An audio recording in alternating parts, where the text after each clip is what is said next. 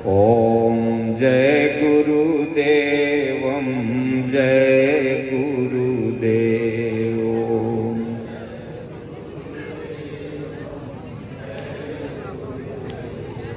ॐ जय सिया राम जय जय सिया राम।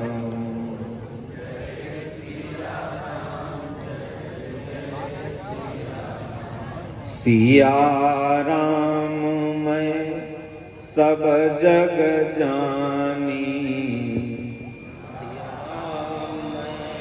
सब जग जानी। करहु प्रणाम जोरी जुग पानी।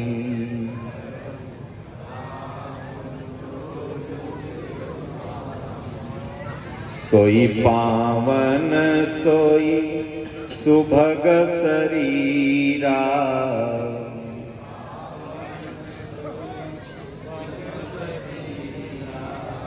जो तन पाई भजहि रघुबीरा।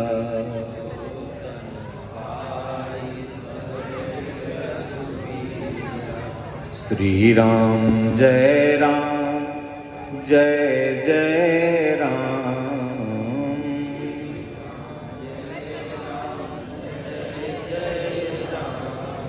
श्री राम जय राम जय जय राम।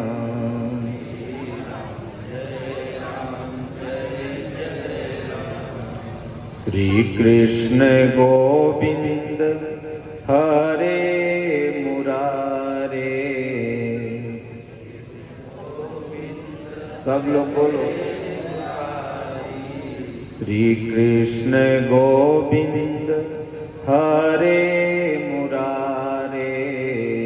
कृष्ण गोविंद हरे मुरारी।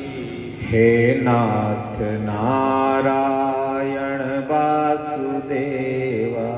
हे नाथ नारायण वासुदेवा। हे नाथ नारायण वासुदेवा।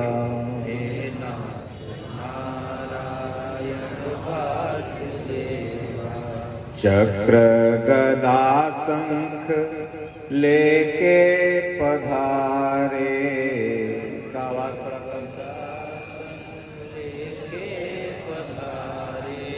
हे नाथ नारायण वासुदेवा। हे नाथ नारायण वासुदेवा। तू जीव में तुम में जीव सारे।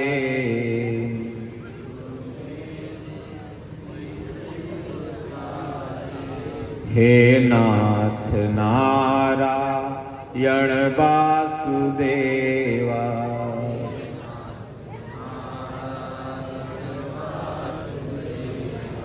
श्री कृष्ण गोविंद हरे मुरारे। हे नाथ नारायण वासुदेवा।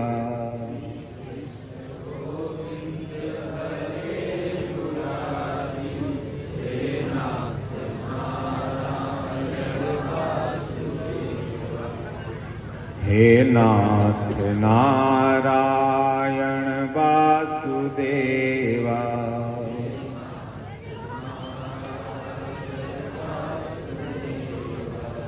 सारा जग तेरी संतान।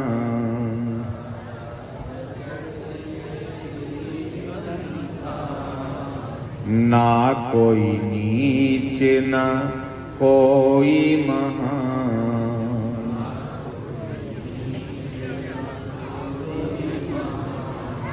रघुपति राघव राजा राम।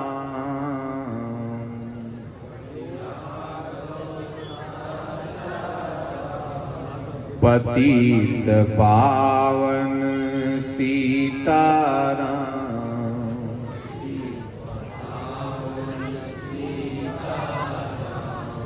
इस धरती पर बसने वाले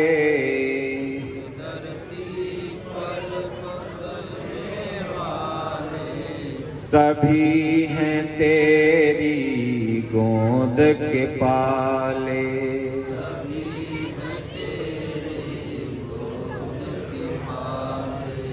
तेरे लिए सब एक समान,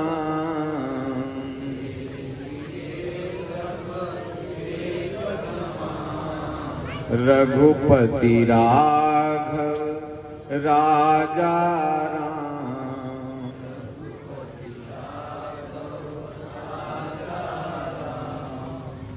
बोलिए श्री सद्गुरुदेव भगवान की। सज्जनों, आप सब लोग सत्संगी हैं। उत्तर प्रदेश के लोग जहाँ भी हैं सत्संगी हैं।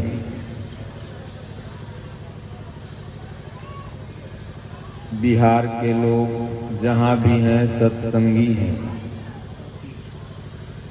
इधर संत महात्मा लोग बहुत विचरण किए हैं और पूज्य गुरुदेव भगवान का शरण सानिध्य इस एरिया को हमेशा मिला है। जब से स्वामी जी परम पूज्य दादा गुरु जी की शरण से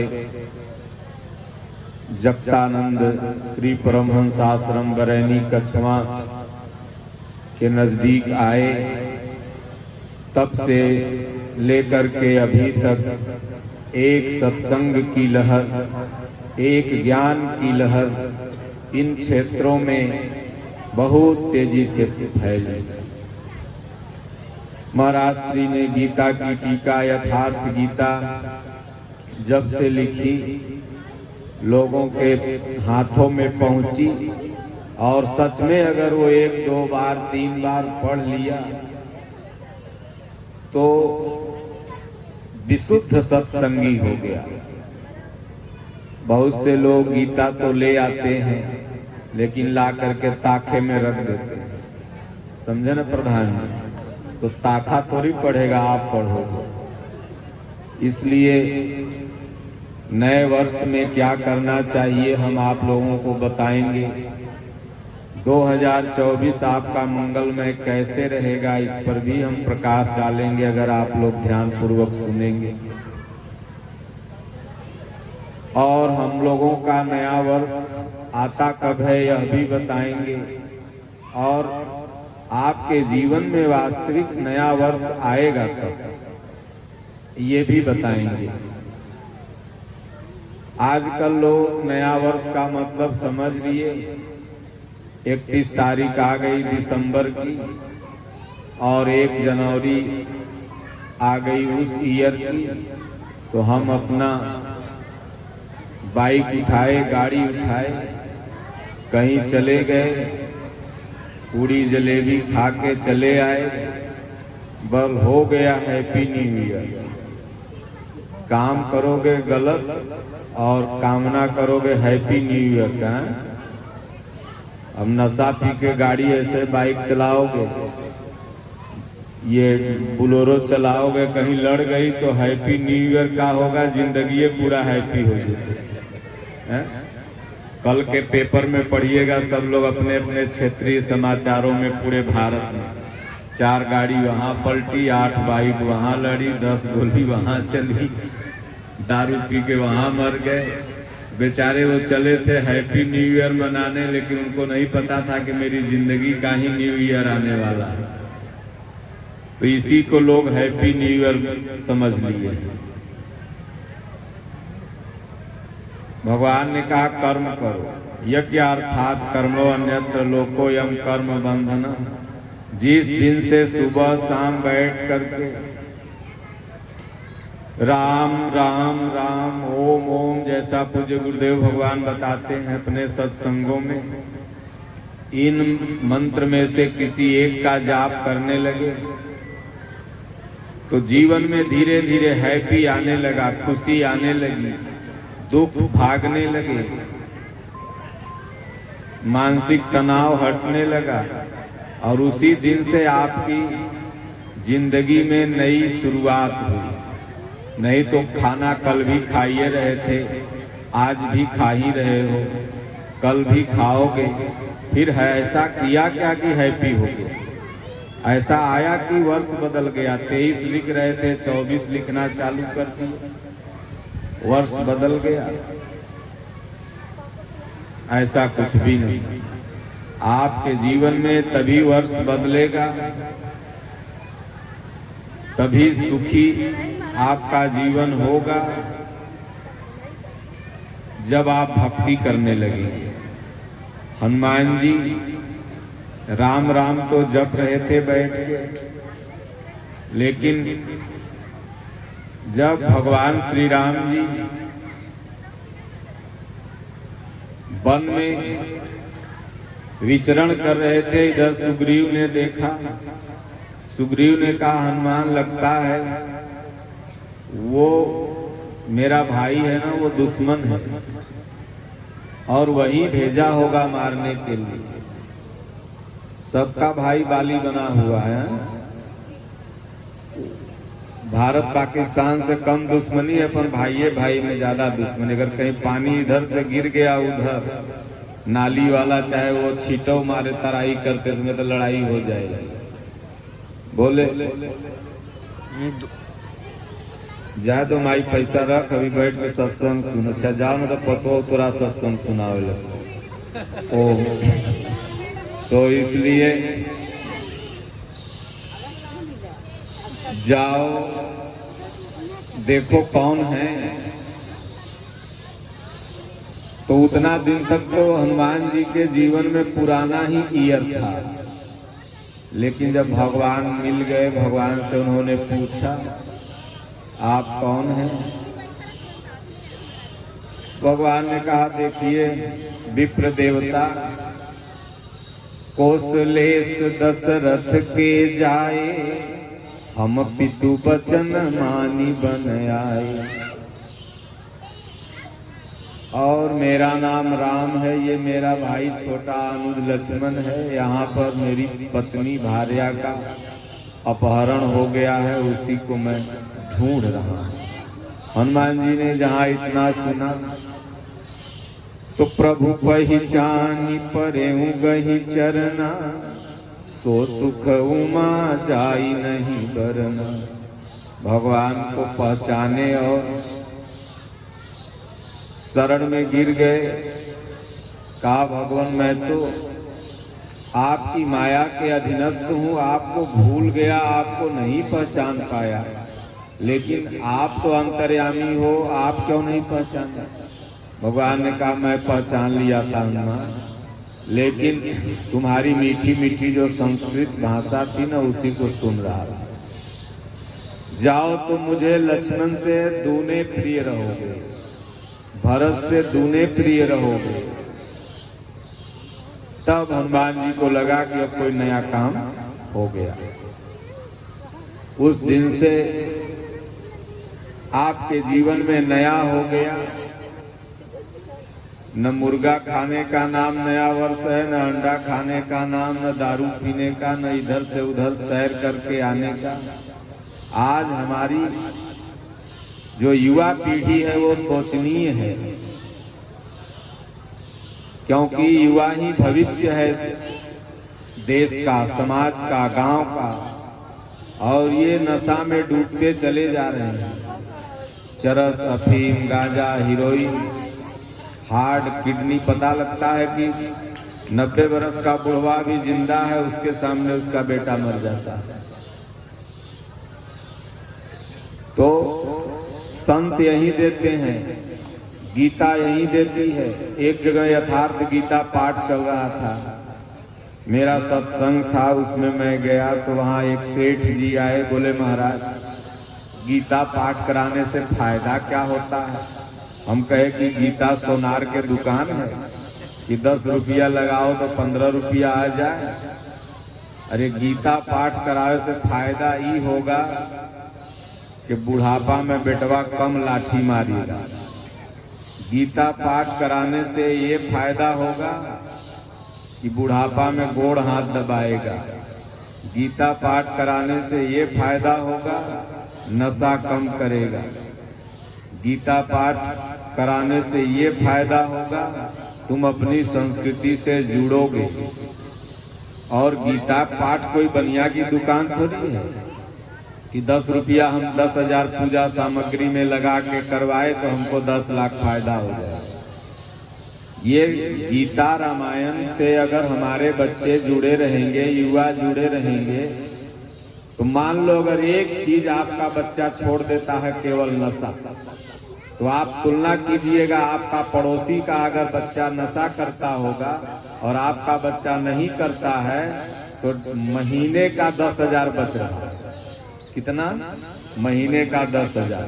अगर आप सत्संग में आए और सत्संग महात्मा का सुन करके आपने दारू पीना छोड़ दिया, तो आपका साल का 1 लाख बचने लगा।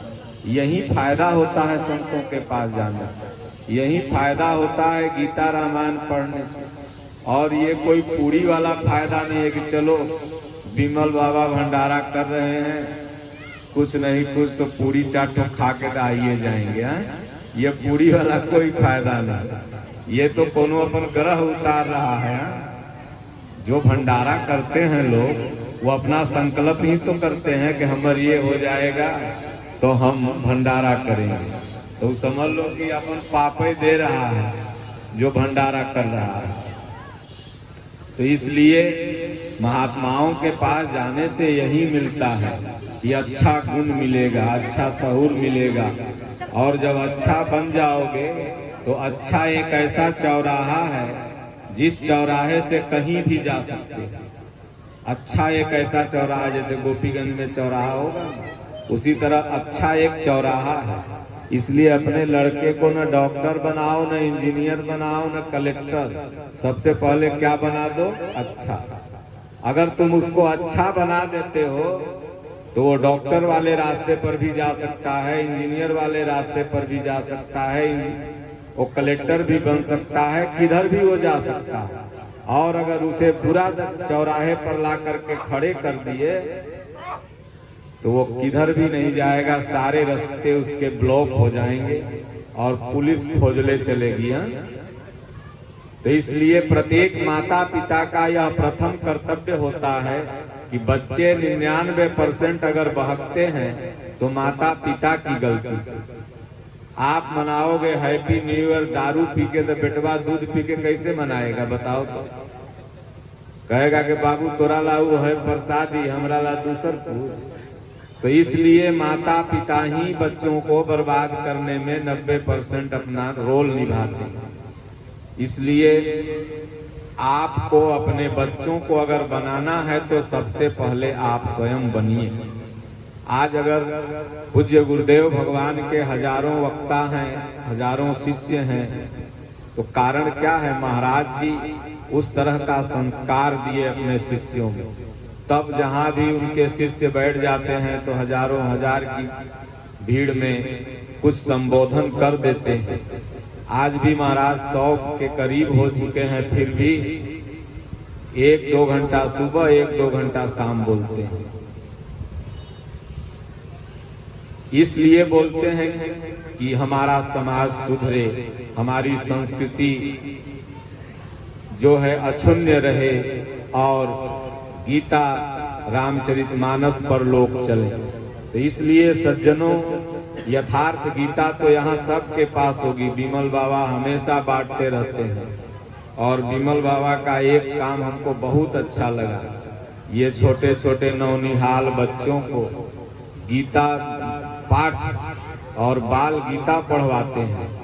ये इनका सबसे बड़ा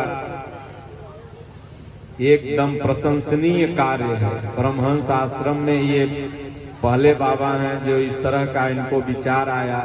बाल गीता तो पूज्य गुरुदेव भगवान ने बच्चों के लिए लिख ही दी, लेकिन अगर इसी तरह से अपने अपने गांव में लोग आंगनबाड़ी केंद्रों में या अपने दुकानों में, घरों के सामने 1 घंटा जो पढ़े लिखे युवा हैं, तो छोटे छोटे बच्चों को अगर गीता के बारे में बतावें, बाल गीता के बारे में बतावें,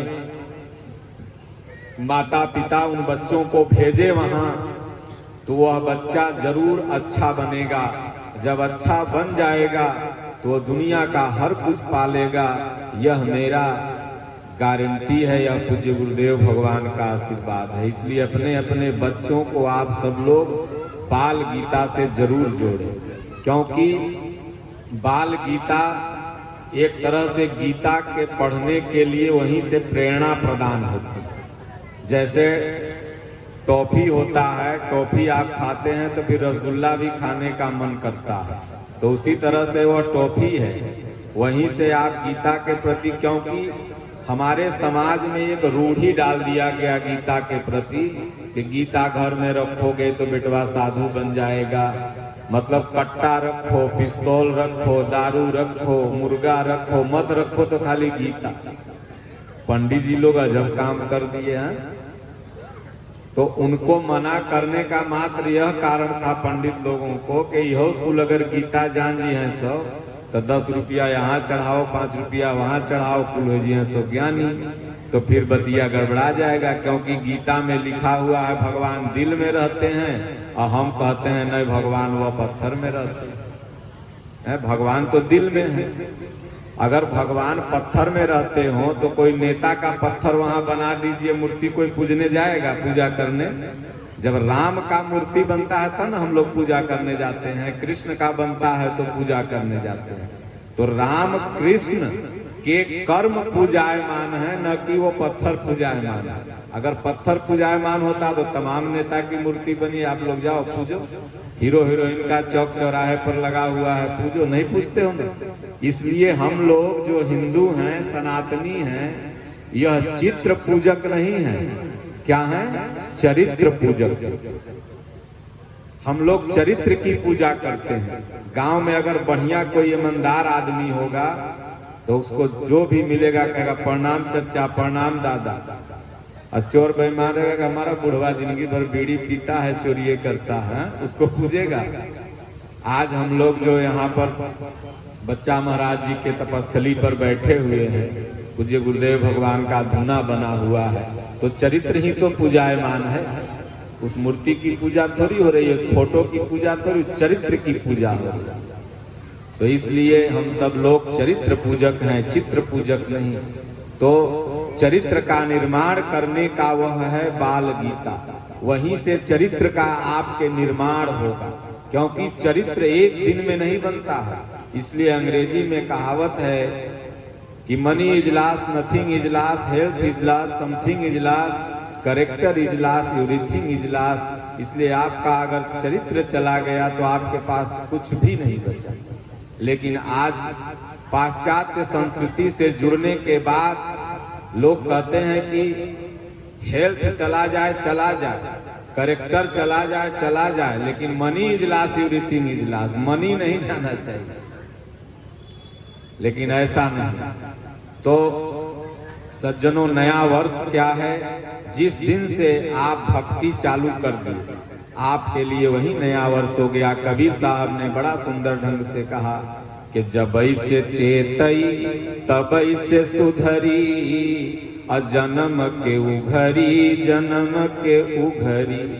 जब से चेत लिया, ठीक है कल तक हमें ज्ञान नहीं था, हमसे तमाम नाना तरह के पाप हुए, लेकिन आज अगर ज्ञान हो गया, आज हम अगर भक्ति भजन जान गए, कहीं से हमें गीता मिल गई, सत्संग मिल गया, ये महादेव डीहा स्थान पर हम आए, सुना महात्माओं का प्रवचन, तो ज्ञान हो गया। तो आज से ही धीरे धीरे सुधरने का प्रयास चालू करो।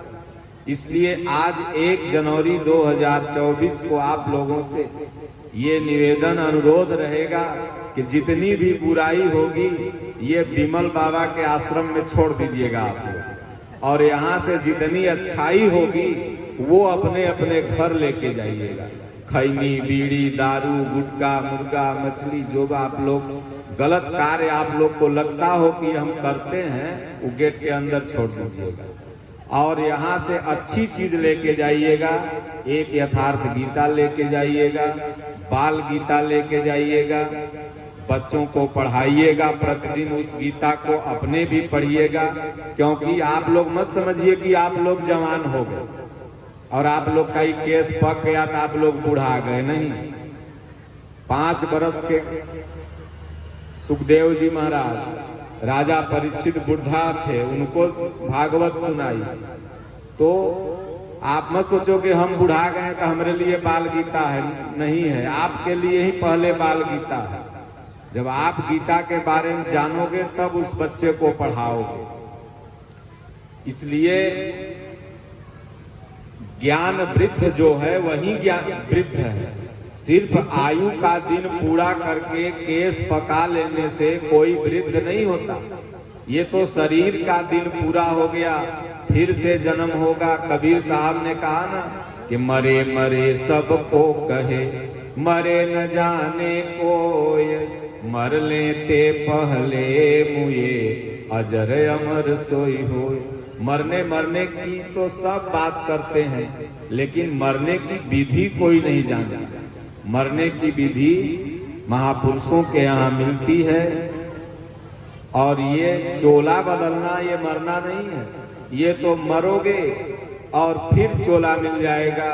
गीता में भगवान श्री कृष्ण ने बड़ा सुंदर ढंग से समझाया, वांसांसि जीर्णानि यथा विहाय, नवानि गृह्णाति नरो पराणि, तथा शरीराणि विहाय जीर्णा, नान्यानि संयाति नवानि देहि। ये तो शरीर का कलेवर परिवर्तन मात्र है। मरना तब हुआ, मरने की विधि तब आपको पता चलेगी जब यह आत्मा परमात्मा में मिल जाए। और इसलिए वो विधि सद्गुरु बताते हैं, महापुरुष बताते हैं, पूज्य गुरुदेव भगवान जैसे महापुरुष बताते हैं। इसलिए आपके पास जब समय मिले महाराज श्री का दर्शन अवश्य करना चाहिए। महाराज जी कहते हैं, हो तुम कहीं रहो, ओम राम जप रहे हो तो मैं तुम्हें भजन दे दूंगा। इसलिए नाम जप। और आज से एक संकल्प लीजिए, पीछे पीछे आप लोग भी भजन गाइएगा कि आज से आप लोगों को प्रतिदिन 10-20 मिनट भगवान का भजन गीता पाठ करना है। अब त भजन कर भाई हो, तोहर बीतल उमिरिया, अब त भजन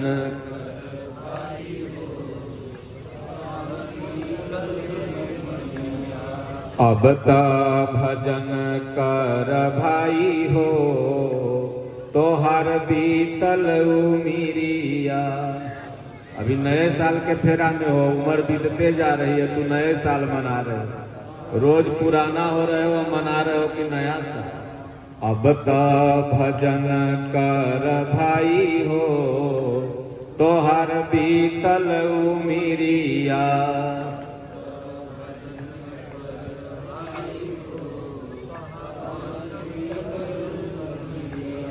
बीतल उमिरिया हो, बीतल उमिरिया,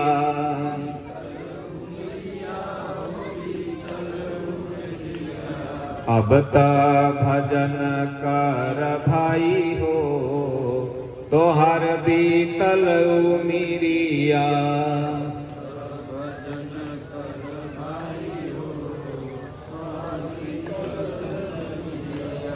तो भजन करने के लिए सबसे बड़ा शर्त क्या है? पहला शर्त, त्याग बुरों की संगति भाई।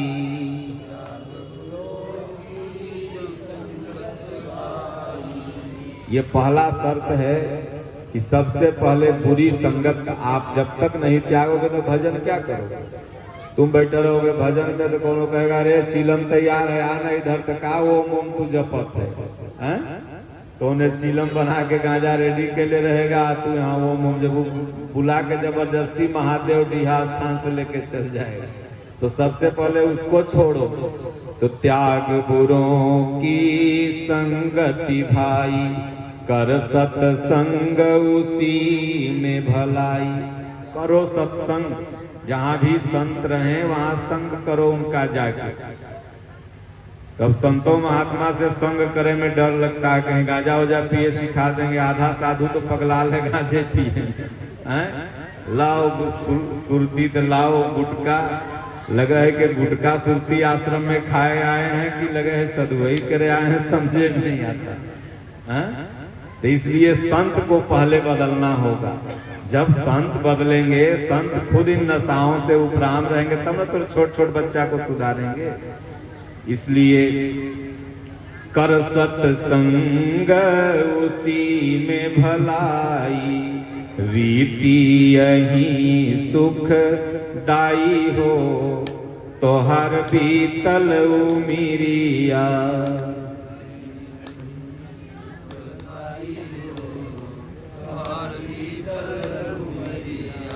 अब ता भजन कर भाई हो, तो हर बीतल उमिरिया।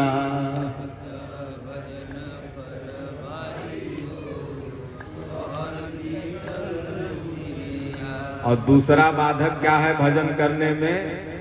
तो कह माया ने तुझको बहकाया,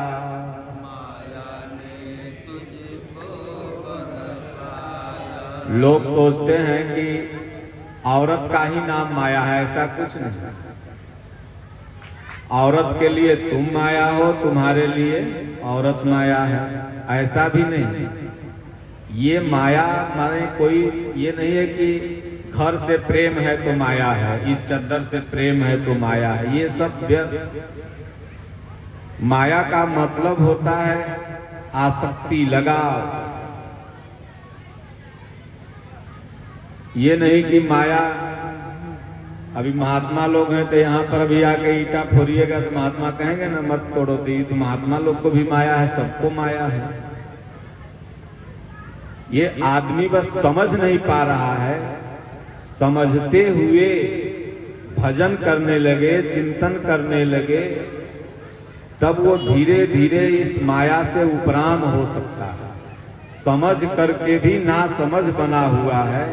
तई मई तोर तोर तई माया, गोस्वामी तुलसीदास ने बड़ा सुंदर मानस में लिखा कि तई मई तोर तोर तई माया, जामे बस यह जीव निकाया।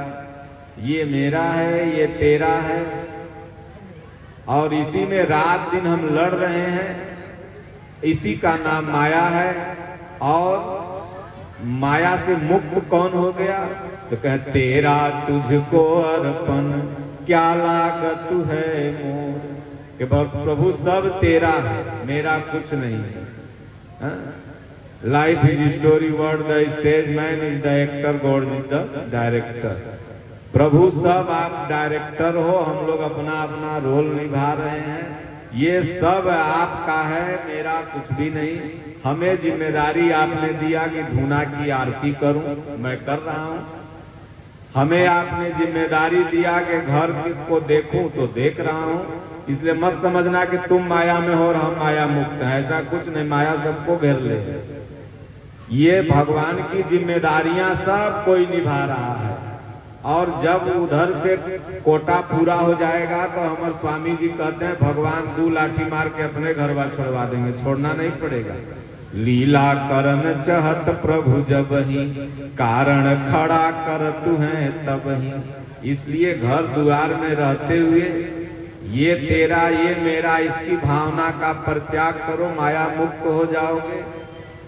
तो कहते हैं कि माया ने तुझको बहकाया, सुंदरता का दास बनाया। नाव भंवर में फसाई हो, तो हर बीतल उमिरिया। ये नाव भंवर में फंसा देगी एक दिन। गंगा मैया में बगल में है, देखे भंवरा आता है, और जब भंवर आएगा तो कैसनो बड़का बड़का नाव है घुमाने लगेगा उससे, और नाव डूब जाएगी। इसलिए ये तय मैं का जो भंवरा है ना, ये तेरा ये मेरा ये, तब इसका मतलब आप लोग जमीन उमीन जो आप कहा सब छोड़ दीजिए, ऐसा बात नहीं। ये समझ के करिए वो कि भाई भगवान का है, भगवान हमें नौकर बना के रखे हुए, हम अपना कर रहे हैं। मनुष्य मालिक नहीं मुनीम है। मुनीम माने जानते हैं ना, राइस वाइस मिल में मुनीम रहते हैं, हिसाब बारी लेखा जोखा करने वाले। तो हम सब लोग मुनीम हैं। और यहाँ एगो 1000 के स्टाम्प पेपर गोपीगंज से लिया के कहते हैं कि मालिक है। तो इसलिए मुनीम है, मालिक बन रहा है, इसीलिए ना भगवान नाराज हो जाते हैं। ससुरा के भेजे मुनीम बना के और वो बन गया मालिक, तो कंपनी का मालिक नाराज हो जाएगा ना। इसलिए कहो कि हम मुनीम हैं। तो अब प्रधान जी समझ लेंगे कि हम प्रधान है। प्रधान तो ही जनता है। अगर वोट दिया था ना, प्रधान बन गए। नहीं वोट देगा तो कल फिर उधर बैठ जाएंगे। तो इसलिए प्रधान जनता है, उसी तरह भगवान सबके मालिक हैं। तो नाव भंवर में फंस जाएगी। तो आगे संत क्या कहते हैं बहुत सुंदर इस भजन में कि देखो भैया, पाप गठरिया हो सर से पटकी द। सबके माथा पर एक संस्कार की गठरी है, जिसको पाप की गठरी कहा जाता है। अगर संस्कार हम में नहीं होता तो हम क्यों जन्म लेते? आप में संस्कार नहीं होता तो क्या वो संस्कार मुक्त जो हो जाएगा, वो जन्म मरण से तो मुक्त हो गया। संस्कारों को काटने के लिए ही तो जन्म मरण होता है। तो पाप तो सबके ऊपर है। इसलिए महापुरुष कहते हैं कि पाप गठरिया हो सर से पटकी द। लोभ जो थामे है हाथ झटकी द। माई लोग इतना इतना चाबी लेके गुच्छा पे गुच्छा, गुच्छा पे गुच्छा, पतो कहीं उधर न चुरा ले। शटर के पूरा चाबी एकदम, लोभ पूरा हाथ में है कि लोभ जो थामे है हाथ झटकी द। ये पाप की गठरी और लोभ की गठरी गीता में, यथार्थ गीता में भगवान ने, गुरु महाराज ने लिखा कि ये काम क्रोध लोभ ये 3 महाशत्रु है। और इन्हीं से जो ऊपर उठ गया दूर से, तो वो व्यक्ति, चलो बैठो बैठो, धीरे धीरे महान बन जाता है। तो लोभ जो थामे है हाथ झटकी द। तो ये पाप की गठरी और लोभ को हाथ से मान लो मैंने झटक दिया, तो क्या पकड़ना है फिर? तो पकड़ धर्म के कलाई हो, तोहर बीतल उमिरिया, अब त भजन कर भाई हो, तोहर बीतल उमिरिया। इस 2024 में आप यही संकल्प लेके जाएं कि प्रत्येक, इसलिए आप लोग जितने लोग इस आश्रम में अभी आए ना, ये सबसे सुंदर आप लोग नया साल मनाए। ये समझ लो कि सबसे very very important, very good आप लोग ये नया साल मनाए जितना अभी यहाँ आए। और ये नंबर 1 का नया साल आप लोग मनाए, क्योंकि आप लोगों ने कुछ नया सीखा। बाकी तो सब लोग पुराना में ही जी रहा है, तो नया क्या सीखा? सोचो कि इस भारत में एक दिन में 700 करोड़ का सिगरेट बिकता है और कहता है कि राम राज्य आके। राम जी के सिगरेट पीते थे, कहेगा हनुमान जी के हम भक्त हैं। हनुमान जी गुटखा खाते थे, दारू पीते थे, दुकान हनुमान जी के भक्त। कहेगा शंकर जी बाबा गांजा पियो हल्की तो हम थोड़ थोड़ पी लेते हैं। देखा था शंकर जी गांजा पीते, लगे शंकर जी तुम्हारे नाती पोता थे क्या, तुम देख के आया था? देखो तुम्हारे गांव में कितना भव्य भोलेनाथ का मंदिर बन रहा है।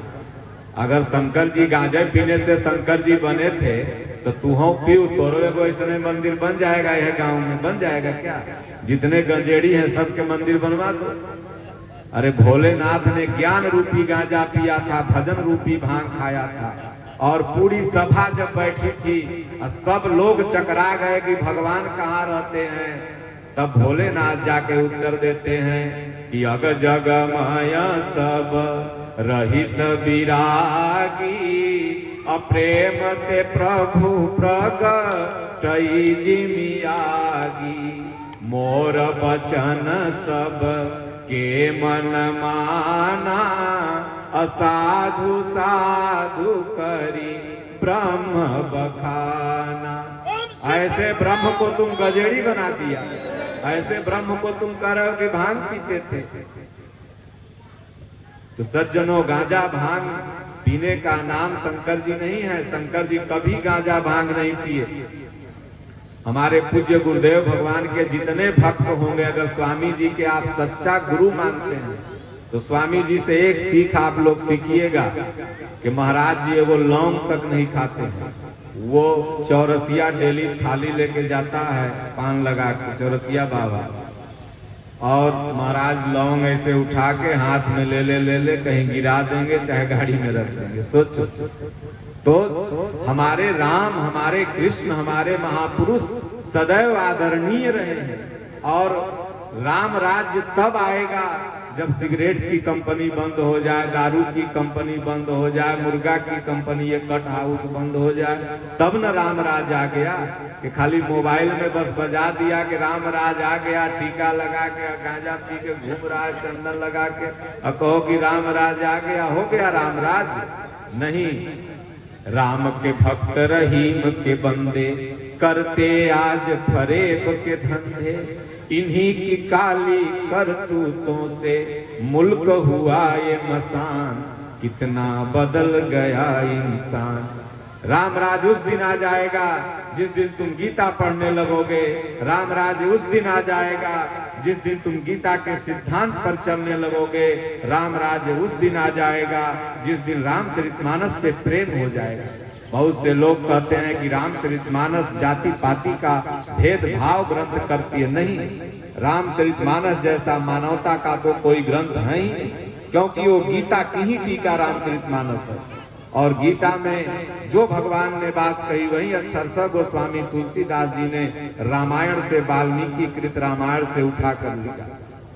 गोस्वामी तुलसीदास स्वयं ब्राह्मण परिवार में जन्म लेते हैं, लेकिन वो नहीं लिखते कि बड़े भाग्य दुबे तन पावा, बड़े भाग पंडित तन पावा, बड़े भाग्य तिवारी तन पावा, बड़े भाग यादव तन पावा, बड़े भाग राजपूत तन पावा, बल्कि वो क्या लिखते हैं कि बड़े भाग्य नुसतन पावा, असुर दुर्लभ सब ग्रंथ ही गावा, साधन धाम मोक्ष करि द्वारा, अपाई न जे पर लोक संवारा। कहते हैं बड़े भाग, इससे बड़ा मानवता का उदाहरण क्या हो सकता है। प्रभु श्री राम जी कहते हैं उसी मानस में कि मेरे लिए सब प्रिय है। ऐसा नहीं कहे पंडित जी प्रिय है, तिवारी जी प्रिय है, दुबे जी प्रिय है, बाबू साहब प्रिय, नहीं। क्या कहते हैं कि सब मम प्रिय, सब मम उपजाए, असब ते अधिक मनुज मोहि भाए। तो अगर आप राम के भक्त हो, कृष्ण के भक्त हैं, किसी महापुरुष के शरण में गए हैं, तो आप उन महापुरुष के गुणों को अगर नहीं अपनाते हैं तो आप उनके भक्त नहीं हैं। इसलिए जितनी भी बुराइयां हो उसे परित्याग करो, और उसके बाद तब तुम यह कह सकते हो कि हम इन महापुरुष के भक्त हैं, इन भगवान के भक्त हैं। अगर तुम्हारे अंदर दुर्गुण है और तुम्हारे भगवान के अंदर वह दुर्गुण नहीं है तो फिर तुम भक्त नहीं हो, हम भक्त नहीं हैं। बच्चा महाराज जी की तपस्थली में बैठे हैं तो बच्चा महाराज की एक कहानी न हो तो इससे बड़ा क्या हो जाएगा। आप लोग को ठंडी लग रही है क्या? हमको तो गर्मी लग रही है। अब पूरी छना के रखल है, हम भी खाएंगे, आप लोग भी खाइएगा।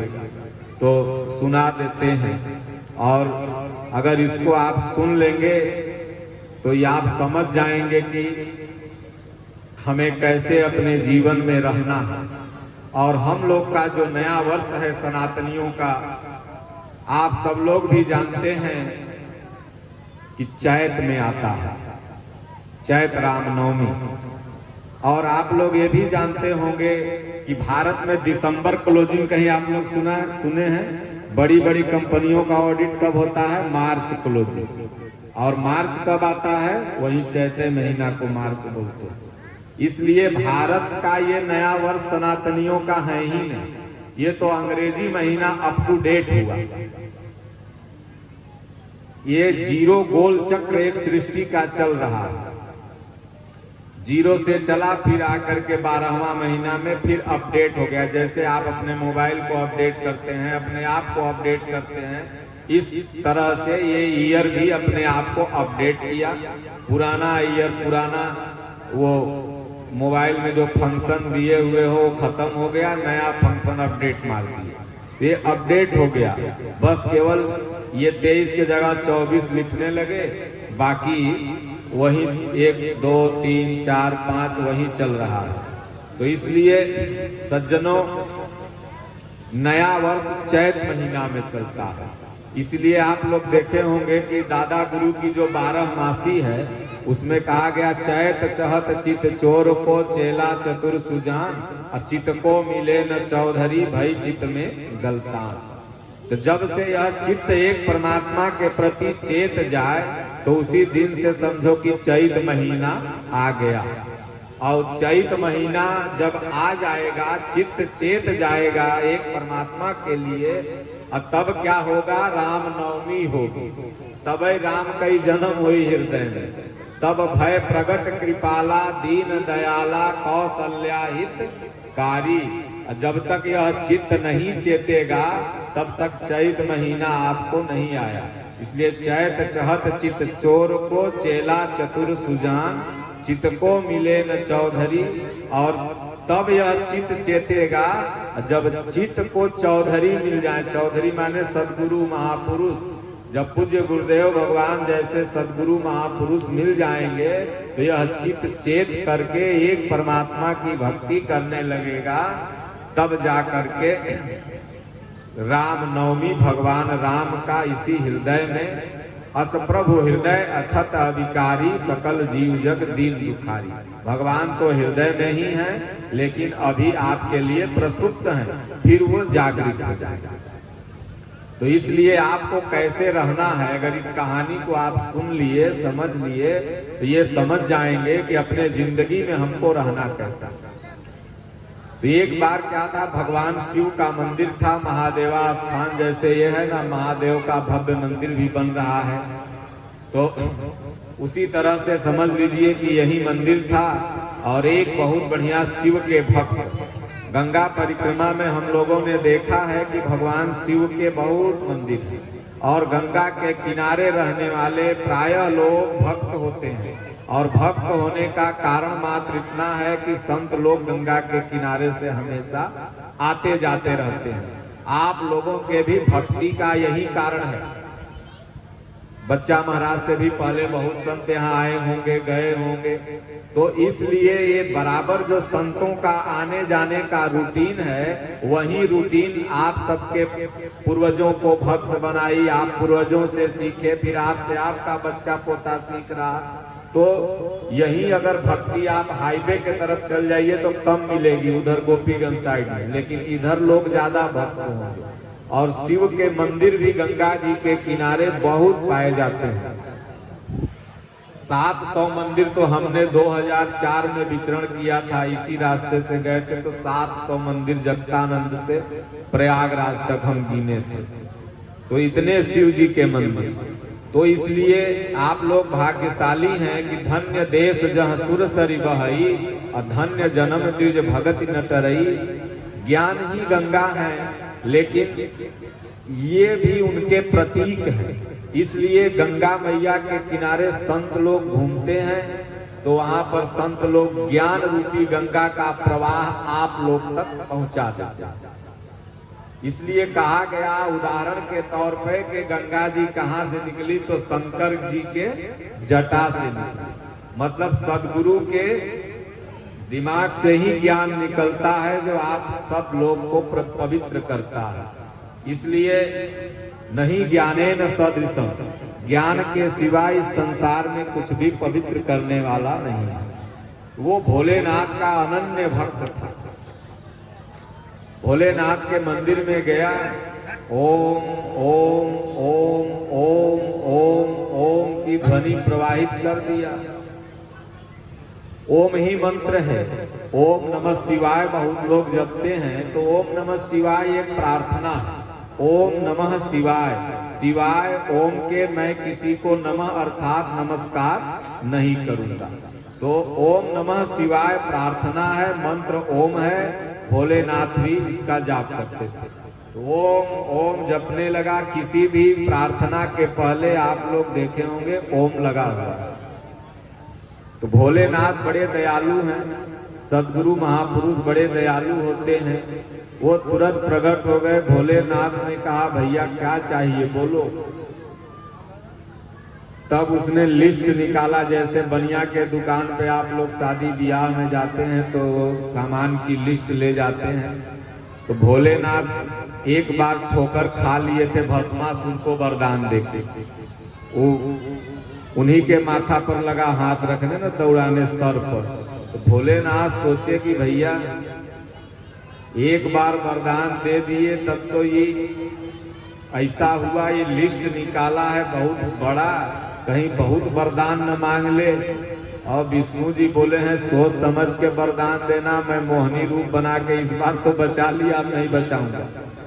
तो भोलेनाथ दिमाग लगाते लगाते कहे देख तोरे लिस्ट में जितना लिखल हुई ओकर दूना हम तोरे पड़ोसी के दे, और ओकर जितना तू मंगबे वो तो के दे दे। तो लिस्टवा तुरंत फाड़ के गुस्सा के फेंक दिया। बोले हमको नहीं चाहिए। भला बताइए, हमरा एक ट्रैक्टर, हमर पड़ोसी के 2 ट्रैक्टर, हमर 1 तल्ला ओकर 2 तल्ला, हमरा छाती पर अंगरा आप कर रहे हैं। हमको 1 रुपया ओकरा 2 रुपया, तपस्या किए हम, भजन किए हम, जन ये खून जलाए बैठ के हम, हमरा 1 गुना पड़ोसी के 2 गुना, हमरा न चाहिए। जाइए भोलेनाथ। अपना उठाया और चल गया अपना। यहाँ के नजदीकी स्टेशन कौन है? बरौत चल गया। बोले यहीं से जाएंगे बनारस, बनारस से पकड़ लेंगे कोनो बम्बई वाली गाड़ी, वहीं अपना कमाएंगे। 2-4 महीने लड़कियां सब इधर घुसाते हैं। जौनपुर जिला ऐसा जिला है कि जहाँ बुढ़वे खाली मिलेंगे, बाकी जवान सब बम्बई ही। और इधर भी अब लगता है वही हाल है। तो बम्बई चला गया कमाने। अब 4-6 महीना के तो घर में अनाज था, लेकिन जब उससे ज्यादा हुआ तो घर में खर्ची घटने लगा। तो उसकी पत्नी भी भक्त थी, मेहरारू पत्नी, वाइफ, अंग्रेजी में वाइफ बोलते हैं आज। तो वो अपना गई ओम ओम ओम ओम लगी जपने। भोलेनाथ के अब क्या कबाहत हो गया, वो तो चलिए गया, लिस्ट फाड़ के ही क्या आ गई। अब फिर प्रकट हुए भोलेनाथ। बोले क्या चाहिए बोल।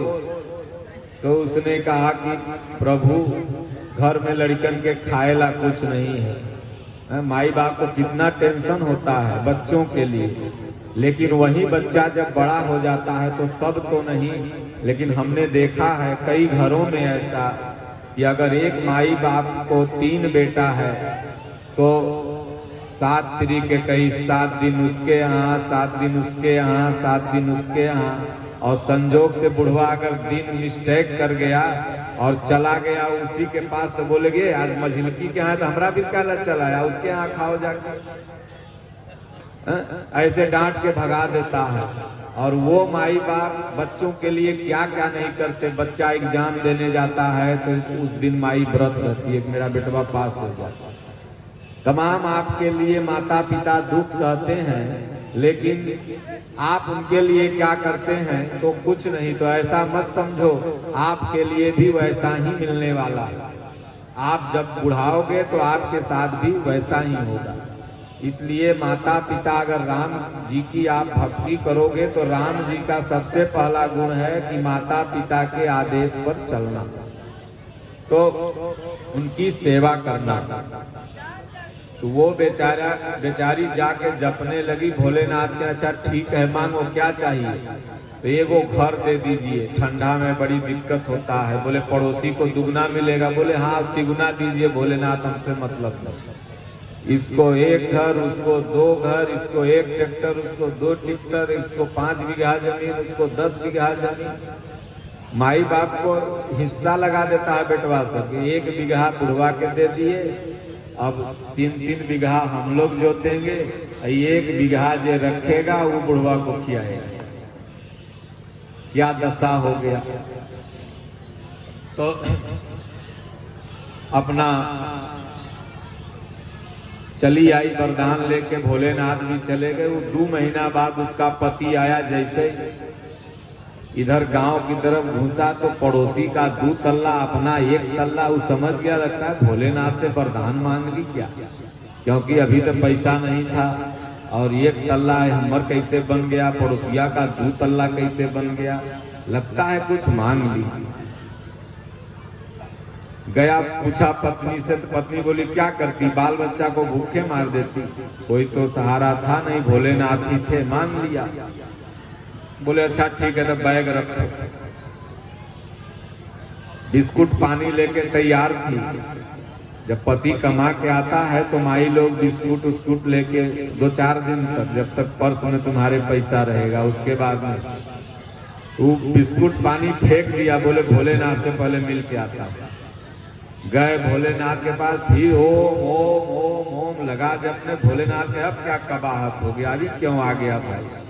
भोलेनाथ फिर प्रकट हुए, बोले क्या बात है बताओ। तो उसने कहा कुछ नहीं, वरदान चाहिए। तो बोले वरदान दूना ही दूंगा। बोले हाँ, दूना नहीं 3 दीजिए, लेकिन दीजिए। तब बोले भोलेनाथ मांग, क्या चाहिए मांग। बोले मुंबई में गए भोलेनाथ, गरम ठंडा पानी समुंदर के किनारे वाला था। आई गोड़ में हमरा जो है बाता हो गया, दर्द हो गया है। अब हम सोच रहे हैं कि एकरा न रहले फायदा न हईले फायदा, इसलिए एकरा तोड़िए दो तो बढ़िया रहे। देखा कि हमर 1 गोड़ टूट जाएगा, पड़ोसी राम के तो दोनों टूट जेते, अपन लांगड़ होके भटकल चलेंगे ऐसे ऐसे। अब भोलेनाथ करे ससुरा दूसर वरदान कुछ मांग लो। बोले नहीं, बड़ा दुगुना देने का शौक है, न दीजिए न दुगुना, और नहीं तो आप अपना वरदान अपने पास रखिए और झूठ आपको दुनिया कहेगी, वचन के आप पक्के नहीं। भोलेनाथ कहे जाओ अच्छा। मस्तु किया, इसका 1 गोड़ टूट गया, पड़ोसी के उसके जो भाई था उसका दोनों टूट के लांगड़ होके ऐसे। फिर बोला भोलेनाथ देखिए इतने से काम नहीं चलेगा, लिस्ट लमहर है वरदान की। बोले अब ससुरा क्या मांगेगा। अरे हो गया जाओ। बोले नहीं। बोले ऐसा करिए, हमारी आंख से कम सूझता है बाई वाली से। देखा हम तो अपन 1 आंख से काम चला ले, हमर 1 आंख ही फोड़ द, पड़ोसी के दोनों आंख फूट जाएगा।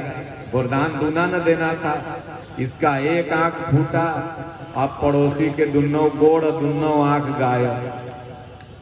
तो बोले 1 वरदान अभी और है। भोलेनाथ बोले अब क्या मांगेगा, लांगड़ आनर तो बना ही दिया उसको। बोले नहीं, हमरे घर में पानी का बड़ा दिक्कत, गंगा मैया से लाना पड़ता है। 1 कुआं खन दीजिए, अंगना के बीचों बीच वो कुआं होना चाहिए।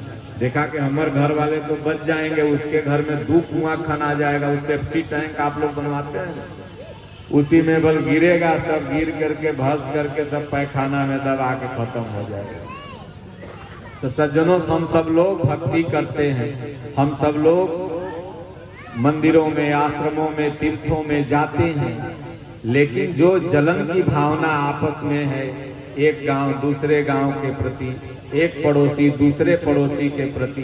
भारत में वाद बहुत है, जातिवाद, प्रांतवाद, क्षेत्रवाद, ऊंच नीचवाद, ये वाद यहाँ बहुत है। और जब तक ये जलन की भावना हमारे आपके दिल से नहीं नष्ट होगी, तब तक आप कितना शंकर जी को मना लो, कितना ही कुछ कर लो, ये कुछ भी नहीं मिलने वाला।